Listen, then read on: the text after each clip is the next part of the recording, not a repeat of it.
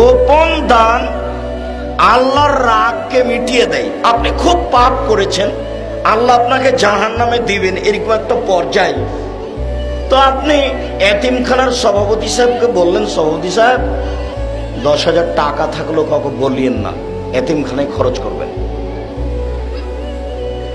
আল্লাহর যা রাগ ছিল সব মিটে গেছে, ওটা গেছে। সভাপতি সাহেব 10,000 টাকা দিলাম, একটু বলে দেন তো, একটু বলে দেন তো, আর জান্নাত হবে না। বুঝাতে পারলাম না মনে হয়। রাসূল সাল্লাল্লাহু আলাইহি ওয়াসাল্লাম বলেন, ইন্না সাদকাতাস সিররে তুতফা গাযাবুর রাব্বে, নিশ্চয় গোপন দান আল্লাহর রাগকে মিটিয়ে দেয়। গোপন দান আল্লাহর রাগকে মিটিয়ে দেয়।